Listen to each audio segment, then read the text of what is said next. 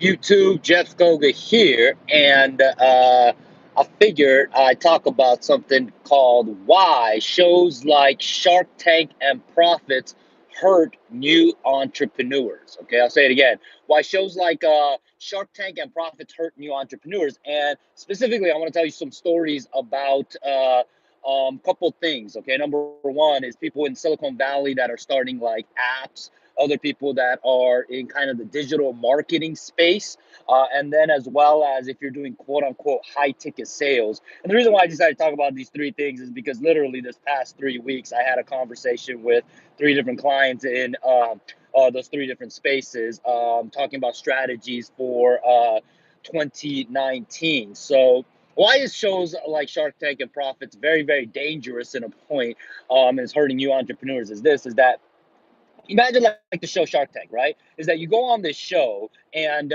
you talk about your business, and not only you talk about your business, but then you're in front of investors where you're trying to get money to grow your business. Okay, now majority of the people who get money on a show like Shark Tank and shows like Profits are typically already making money, meaning like there's a very few um, businesses that are not making money, and they come out making money. I'm like getting the money, right? So that's number one. And what you run into is people not understanding the kind of what I like to call good to know trade secrets and must know trade secrets, right? Majority of the businesses that you look at from the outside world, if you're not part of the business, you think that this is inherently how the business makes money. Okay, so especially like for example, you walk into McDonald's or something like that, right? Or you go through a drive-through of McDonald's, you'll think, oh yeah, McDonald's is in the business of selling food, or in this case, fast food. But in reality, no. In reality, no. Starbucks is that. I mean, like, sorry, McDonald's. That's not the case. McDonald's actually really is in the business of real estate. I don't know if you guys know that or not. They own one of the most prime real estate in the whole freaking world. Okay. And yes, they have a franchise. Yes, business owners can own a part of that franchise. But really, at the end of the day, they're in the real estate business. And because they have the best real estate, they have the ability to sell their products and services. And a lot of the stuff that they sell, like in McDonald's and stuff like that, really don't, there's no margin to it. Okay. And even let's think about companies like even Starbucks, right? In the coffee business, right? People from the outside world, they'll be like, oh, okay, this business makes money selling coffee. But in reality, how the business positions themselves is they want to be, quote unquote, the second home, basically a stop before you go into work, and then as well as they stop before you go home to work, right? And that's how they kind of position themselves. And that's why they can sell a cup of coffee, which used to cost 25 cents or less, 10 cents, a nickel, and stuff like that. And they can charge you three, 4, $5, and you'll pay for it all day long, right? So again, the outside world thinks it's one way. And I'll tell you kind of an interesting story, okay? As I said before about Silicon Valley. So one of the people I know is starting a new company, and this particular person, it's not his first rodeo, okay? And we get into conversation a lot about how to launch stuff, how to get a product going, right? And they use terms like in Valley called minimum viable product, right? How do you create a product with as simple as possible and bring it to the marketplace and let the marketplace tell you if that product is good or bad, right? So it's the idea called MVP, minimal viable product, and that's what they do. So this particular app that they create is a Google Chrome app, okay? Google Chrome app. And I don't know if you guys know anything about how these applications work. So if you actually have a web browser and you have like an app on Google Chrome, just know that when you actually install that Google app on your Chrome, the person who actually created that has access to literally all of your emails. I don't know if you guys knew that or not. And so yeah, they have access to all your emails. So this particular company, I won't say what it is and what they do, but has created a particular app, And they have currently right now, last time I spoke with him, says what, like 6,000 people who downloaded it. Okay, now you might be wondering how the heck did he get 6,000 people? And here's the interesting thing, right? So what he has done is use a platform to get organic downloads. And what he has done is post that as a job, or kind of like a mystery shopper type of job post, okay? And post that in this particular free place of all places. And in there, they post it. And guess what? People apply for this quote unquote job as wanting to become a mystery quote unquote shopper, and they install the actual Google Chrome app. Okay. Now, so imagine this, right? You think that you're trying to get a job and you install a Google Chrome app, and then not knowingly, this guy, this individual, has access to all of your email and Gmail, and they actually could read everything that's in there.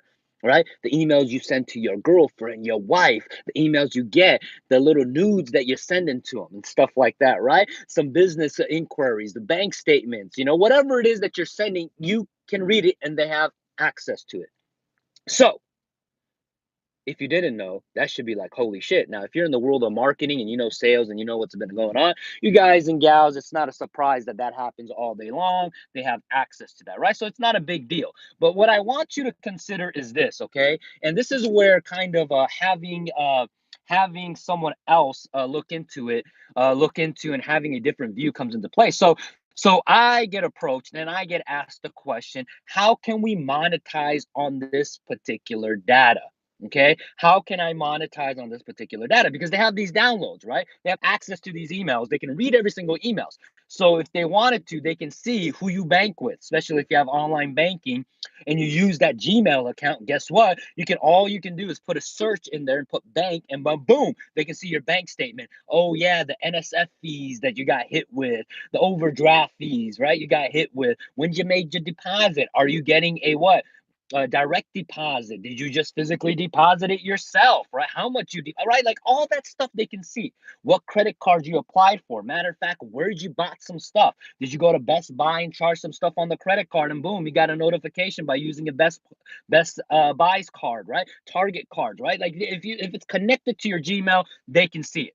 Okay, so they're asking me all this. So I'm giving them suggestions and stuff like that. Run this query, run this query, run this query, and to see if they can find a pattern, right? And the reason why I'm saying find a pattern is because if you can find a pattern, even though the source of these downloads are socially engineered, they'll be able to take that pattern and then be able to go ahead and make it and monetize it. If they can monetize it, then guess what he can do? He can go out and go pitch VCs for money. Okay, and that's really the name of the game, right? So they're trying to find that big play, and this is what I'm talking about, like shows like Shark Tank and shows like Profits. If you're a real entrepreneur, people are using black hat strategy, gray hat strategy to launch and to get their business going, and or even to take it to the next level.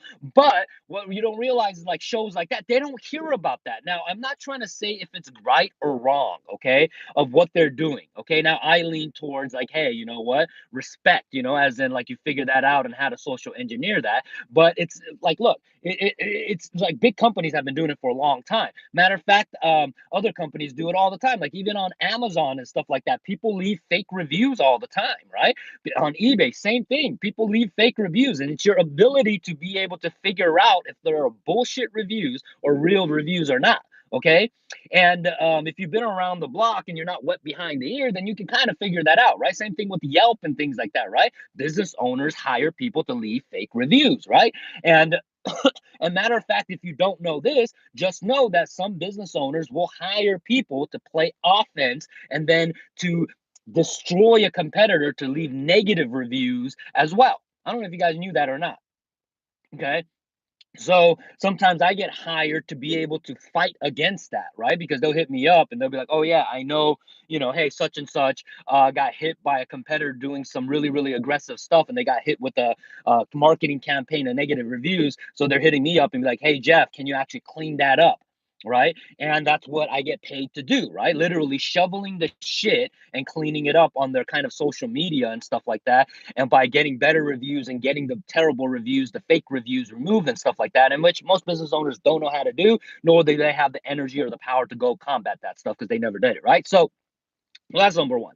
And then it ties into kind of the second story I want to tell you about, right? Why I say good to know trade secrets and must know trade secrets, right? And must know trade secrets, especially if you're starting off, you just need this one thing to be able to physically start generating leads. So I got in a conversation with a dude that does quote unquote high ticket sales or whatever, right? And it's not his first rodeo. Okay, matter of fact, he's run multiple businesses and stuff like that, right? And kind of the term high ticket sales really is starting to become popular for some odd reason. You just call it inside sales, really. Inside sales or phone sales, in my opinion. But it's starting to become more popular because quote unquote gurus are promoting it, that kind of stuff, right? Which, hey, I'm not trying to hate on them, which is cool because I think more people need to become salespeople, learn how to sell.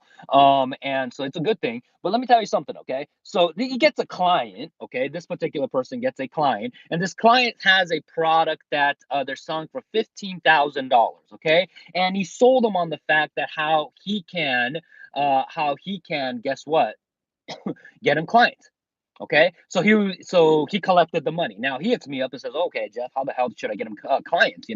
And then he was just like, "Well, he's running ads, but his ads ads aren't converting as good." So I said, "You know what? Let him keep on running the ads and see how it's doing, how it's working, right?" And guess what? Some of the leads that are coming through the funnel, it just sucks, right? Like it's coming from like Facebook, it's coming from like Google, and it just sucks. And he was just like, yeah, man, they're not really qualified. And I said, dude, man, if that's the case, you got two options. One, you can drop him by saying, hey, you know what, your leads suck, or you need to hire an ads person to make the ads better, right? That's what he told. That's what he can do. Or I said the other way is to learn how to generate leads yourself, the easy way. And he was like, "What are you talking about?" And so I was just like, "Hey, let me explain something to you, man." I said the business owners don't really care where you're actually getting the leads. If they're hiring you and paying you a fee and a commission, it's a matter of how you actually gonna get them and close them, right? He's like, "Okay." So I said, "Okay, so how can I get that?" I said, "Here, let me tell you a little story about how other people have done it." And I was just like, did you know that some internet marketers and some people will post, like I said earlier, right? Using a free platform to post an ad on there and then generate the leads that way and then close them and then tell their clients that they're getting the leads from quote unquote somewhere else. Okay. And why do they do that? Is because they're trying to protect their kind of lead source without telling the business owner because they don't want the business owner to physically can them and be like, hey, you know what? No, I don't. No, I don't need you anymore. And this is where I'm talking about, like, if you're a marketing agency, right, or you're a consultant, it's kind of a double-edged sword, right? Because what people preach in the consulting and marketing world is they'll say things like, "Hey, work for someone for free or do free work and then get them results. And then as long as they agree to become a testimonial, once they become a testimonial, then you have the ability to be able to use that testimonial to get more business, right?" And I see that. I've done that in the past, but I actually don't like that. Okay. Why is because number one, people that are free is usually shitty people. Okay. I'll say shitty people, most of them. Okay. Why? Because they don't either have the money, so they'll try to hire you on pro bono, and it's not going to last long. Okay. So that's one side, usually the 80%. Now, there is that 20% where legitimately they can afford you and they may even has huge influence in the marketplace. So what happens is that 20%, or maybe it's even 90-10 or 95-5, is that you get seduced in this idea is that if you work for this particular person, all this other business is going to come. Okay. And what you don't realize is that person, typically that 5%, 3%, the top players in the game, they're super experienced in terms of business. And not only that, okay, most of them are really, really good at seducing young and unexperienced business owners. Okay. There's nothing wrong with that. Okay, I'm just telling you, you'll get seduced. Why? Because you have to be a good leader. You have to be charismatic to be able to recruit and grow businesses to scale the next level. So these consultants and marketers that have talent, but what I like to call one-legged entrepreneurs. I'm a one-legged entrepreneur myself. Okay, so I work on myself really, really hard to become a better entrepreneur. But these one-legged entrepreneurs, right? They'll get seduced and they'll start working for that particular high caliber people, right? At a very, very low rate, typically it's zero, and they'll kind of interning and be like, hey, you get to learn, and they will do that. Okay, now it's cool because you get the experience, that person gets free labor. Okay, but what typically happens on this is that the 5%ers of business is really sharp, so they're using their resources and experience as a test with the least amount of money out of their pocket. Okay, now with the least amount of money out of their pocket, they test, and then typically that relationship ends very, very short. Okay, 6 months to a year tops. Okay, or even less.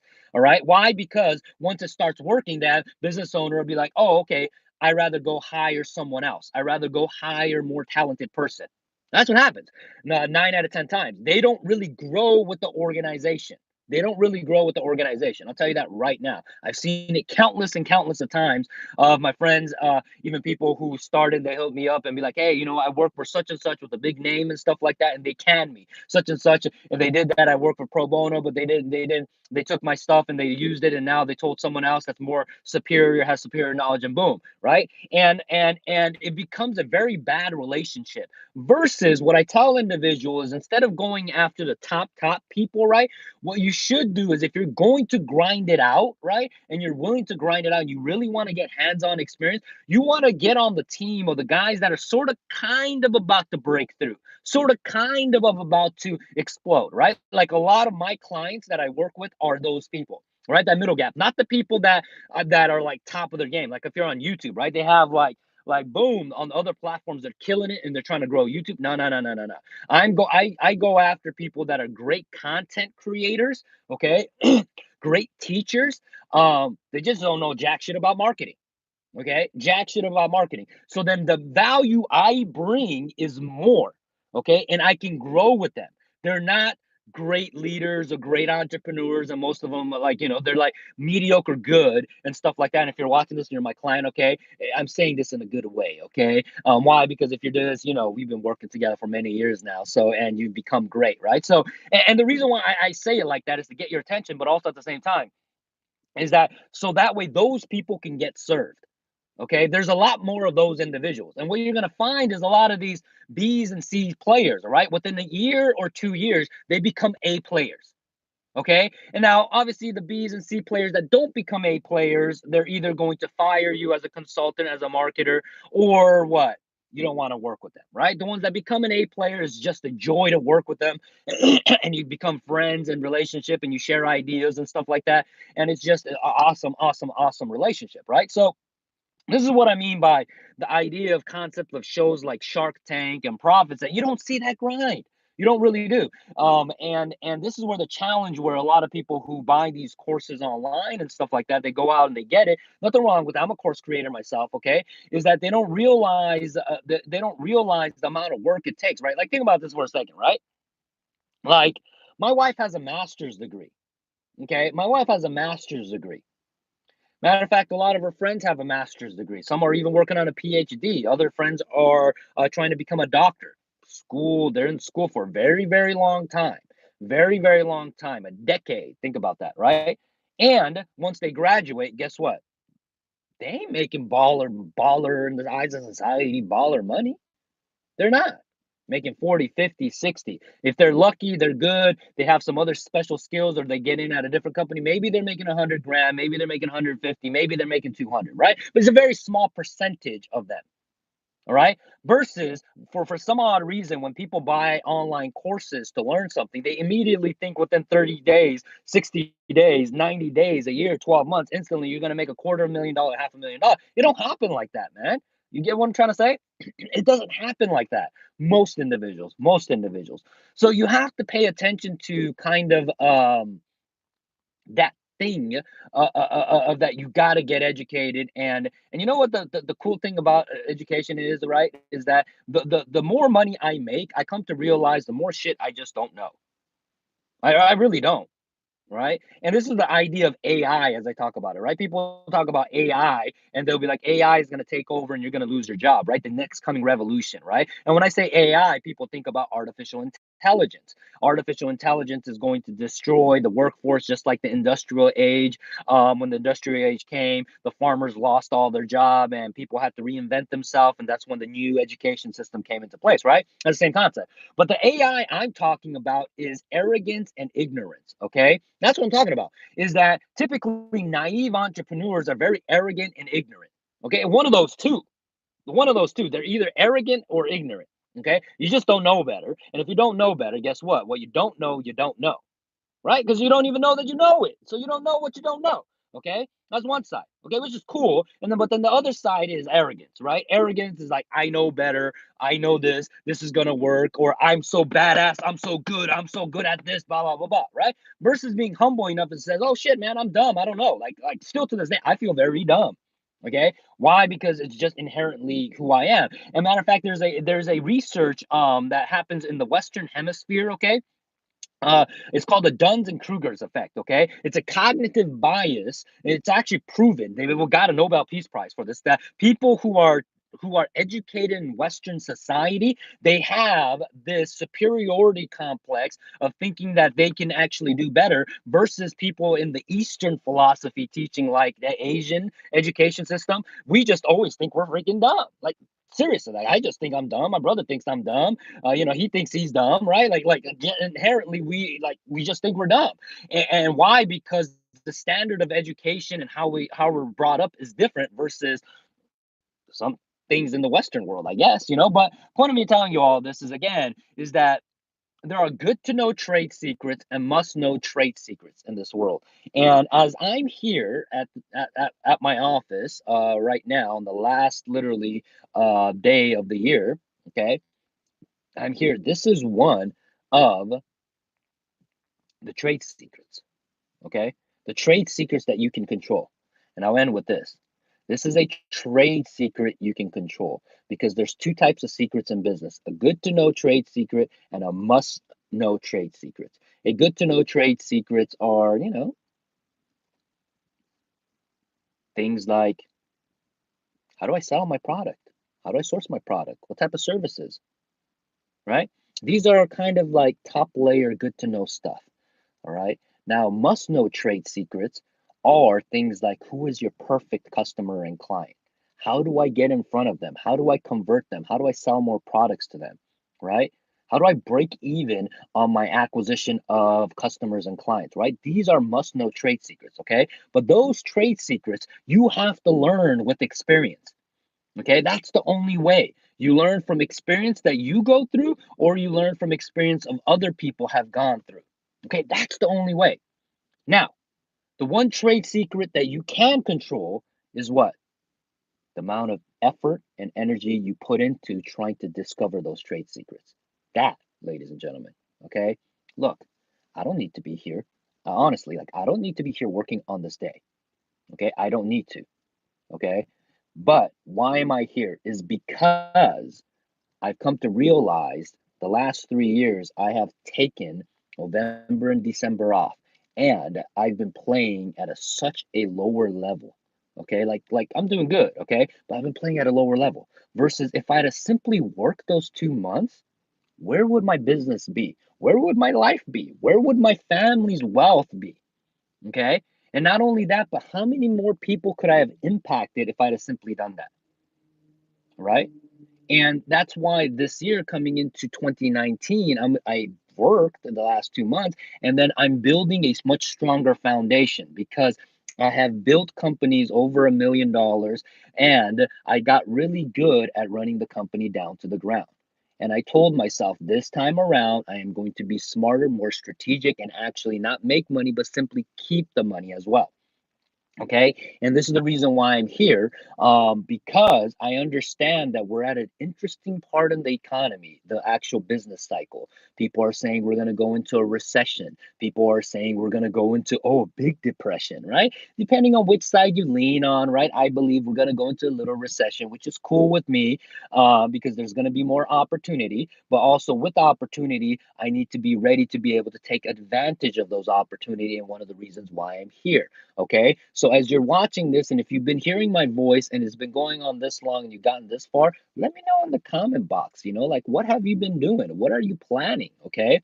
And this is why I think is going to be interesting as me working on the last day of this of 2018, when the last 2 years I've taken it off. I would literally be at home right now, right? Like the last 2 years, I'll be at home right now. I'll be hanging out. Matter of fact, this year is a little different because I have my daughter. But I'm here. Why? Because I know what I'm capable of. I'm underplaying, like, yeah, I know what I'm capable of. And I need to play at a much bigger game. And that's what I got. All right. That's what I got. I love you guys. This is Jeff Koga. I'm out. Peace. I got some work to do.